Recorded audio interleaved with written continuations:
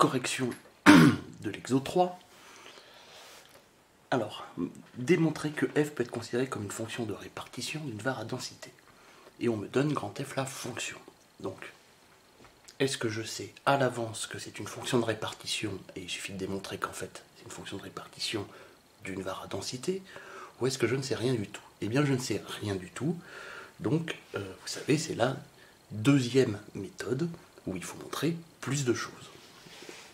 Donc, allons-y. F est continu sur... Donc là, je liste les intervalles qu'on me donne. Moins l'infini, 0, 0, 2 et 2 plus infini. Par opération sur les fonctions usuelles, 2 plus. Il me faut la limite quand x tend vers 0 moins, parce que c'est ouvert ici, fermé là, donc c'est 0 moins de grand F de x.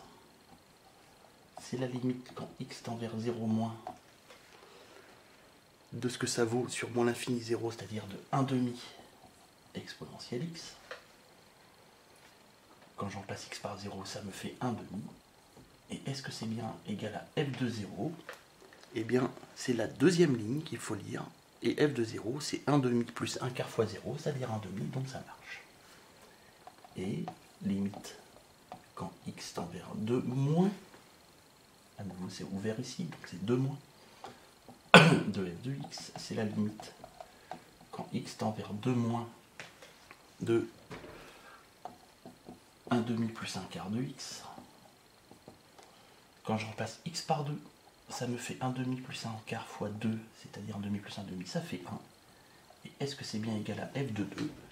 Eh bien oui, parce que f de 2 se lit sur la troisième ligne et ça vaut bien 1. Donc f est continu en 0 et 2. Et donc f est continu sur R. Et de 1.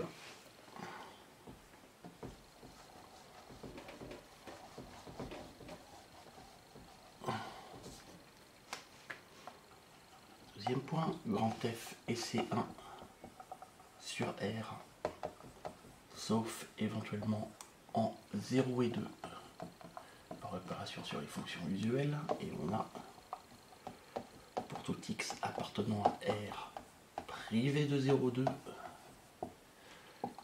f' de x, c'est... Et alors, je dérive chaque ligne. Dérivé d'un demi exponentiel x, un demi exponentiel x. Si, et attention, j'ouvre tout. Voilà. Dérivé de 1 demi plus 1 quart de x, 1 quart. Et j'ouvre tout, je mets tout strict. Et dérivé de 1, 0.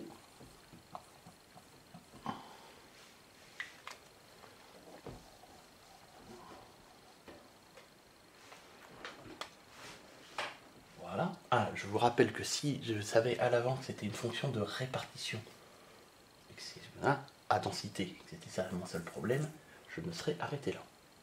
Mais là, il faut ça, car il faut aussi f croissante. Donc, pour tout x appartenant à R privé de 0,2, grand f' de x est supérieur ou égal à 0. Alors là aussi, il faut quand même vérifier si c'est vraiment évident. Positif, positif, positif, tout va bien. Or, f est continu sur R, donc grand F est croissante sur R. Car je vous rappelle que si ma fonction elle est continue sur R et que sa dérivée est positive sur R, sauf éventuellement un nombre fini de points, alors elle est croissante sur R. Voilà pourquoi il faut remettre f est continu sur R. Et dernier point,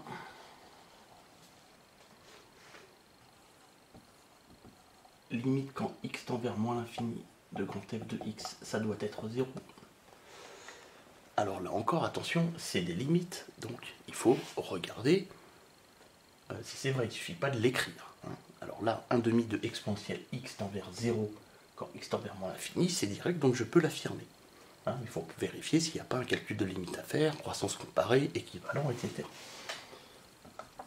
Et limite quand x tend vers plus l'infini de grand f de x, c'est 1, non, c'est encore plus évident, ça vaut 1 à partir d'un certain moment, donc ça tend vers 1, et ben je peux conclure, donc f, quand je reprends la formulation, peut être considéré comme une fonction de répartition d'une var à densité. Oui. Et voilà. Et maintenant, très classique, on me demande une densité. Eh bien, dans la méthode, on avait d'abord grand F et C1 sur R sauf blablabla, et le calcul de F'. Mais tout ça, on l'a déjà fait juste au-dessus. Hein, donc, il suffit de faire la suite de la méthode, et la suite de la méthode de ce qu'on n'a pas encore écrit, c'est tout simplement la réponse. Donc il suffit de dire une densité, et par exemple petit f, la fonction qui est x associe, et je reprends ce que j'ai trouvé, et je remets les mêmes en refermant là où j'ai envie. Et pour être sûr de ne pas me bourrer, je referme, c'est-à-dire je mets ou égal là où ça l'était pour mon grand F. Voilà, par exemple. Et voilà, voilà. Et maintenant, l'espérance. Alors attention, j'ai vu plusieurs fois l'erreur dans vos DM. L'espérance, c'est l'intégrale de moins l'infini à plus l'infini de t petit f de t dt. C'est-à-dire qu'il faut reprendre petit f densité, c'est-à-dire ce qu'on a trouvé là, et pas grand f. D'ailleurs, l'intégrale de t grand f de t dt, si on a vraiment envie de la calculer, elle ne converge pas, elle n'existe pas. Donc, je vois tout de suite que je vais devoir calculer ça sur 3 bouts. Et bon, dans la correction, je l'ai fait dans l'ordre, donc allons-y. Et le premier bout, ça va être intégrale de moins l'infini à 0 de t fois 1 demi d'exponentielle t. Et pour calculer ceci, eh bien, une petite IPP. D'où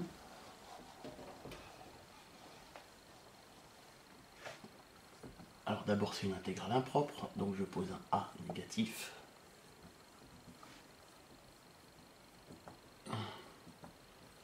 Et comme très fréquemment, on a déjà vu l'exemple, je mets dans le U, je mets t dans le U et le reste dans le V'.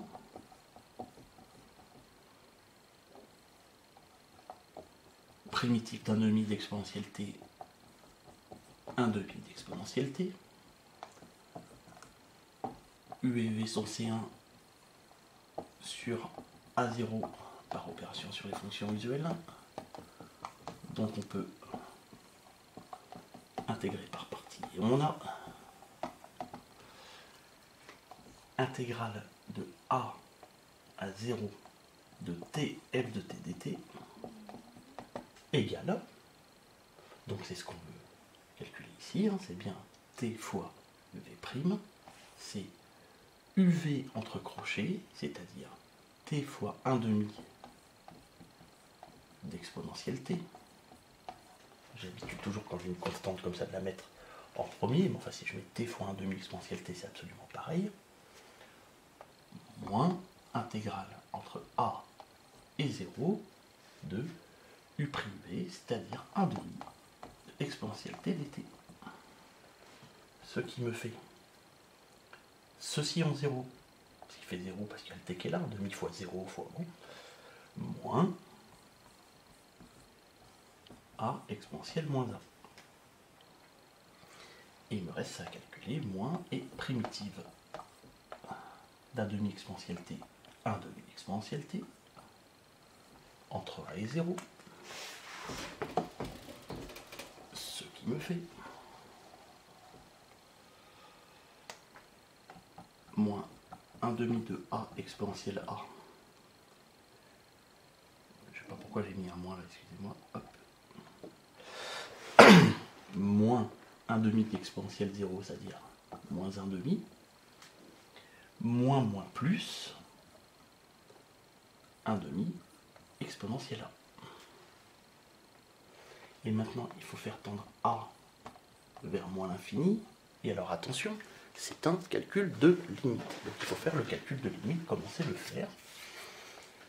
Il faut vraiment se demander. Hein. Il ne suffit pas de dire, ah, tiens, ça tend vers moins 1,5, parce que bon, allez, tiens, ça, allez, ça doit tendre vers 0, et puis badaboum. Pourquoi est-ce que ça tend vers 0 d'abord? Est-ce que c'est vrai? Et puis pourquoi ça tend vers 0? Alors quand A tend vers moins l'infini, ça tend vers 0, mais ça, exponentielle A tend vers 0, mais A tend vers moins l'infini, ça fait du moins l'infini fois 0, qui est une forme indéterminée, mais c'est l'exponentielle qui gagne, donc c'est bien 0, mais par croissance comparée. Donc il faut absolument dire que ça tend vers moins 1,5 par croissance comparée.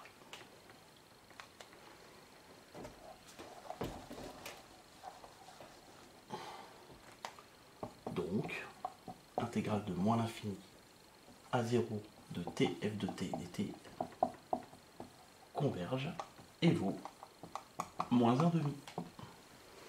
Et je n'ai fait que le premier des trois bouts. Bon, les deux autres sont plus rapides, de plus. Intégrale de 0 à 2 de t f de t dt. Donc alors c'est l'occasion, j'ai vu plusieurs fois l'erreur, une intégrale classique, pas impropre, c'est-à-dire c'est de 0 à 2, hein, je dis pas elle converge et vaut je sais pas quoi, hein, bon, elle vaut le calcul que ça donne. Hein, voilà. Et alors, entre 0 et 2, petit f c'est 1 quart, donc c'est l'intégrale de 1 quart de t dt. Ce qui me fait primitif, c'est 1 quart fois t au carré sur 2. D'où t au carré sur 8. 4 et 2 qui apparaît, t au carré sur 8. Entre 0 et 2. Ce qui me fait 2 au carré, 4 sur 8, 1 demi. Moins 0, 1 demi. Troisième bout.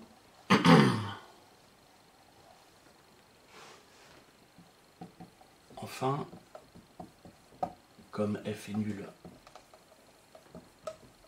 sur 2 plus l'infini, car petit f c'est 0 sur 2 plus l'infini, intégrale de 2 à plus l'infini de f de t f de t dt, c'est 0.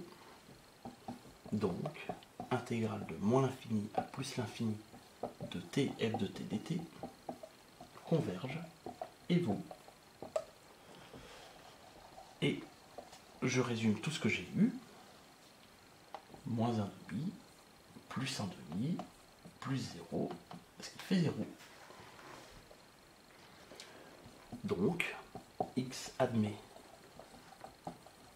une espérance, et espérance de x, c'est 0. Voilà, on me demandait est-ce que ça admet, donc j'encadre ça aussi. C'était dans la question. Ok, alors j'en profite pour dire que j'ai vu, et c'est pas la première fois que je le vois, quelqu'un qui m'a trouvé un truc négatif, donc c'était pas bon, et qui a dit ah, c'est forcément une erreur, car une espérance n'est jamais négative. Si. Hein, une espérance peut être négative sans aucun problème. Hein, voilà, c'est une proba qui n'est jamais négative. Une espérance peut être négative. Hein. Voilà.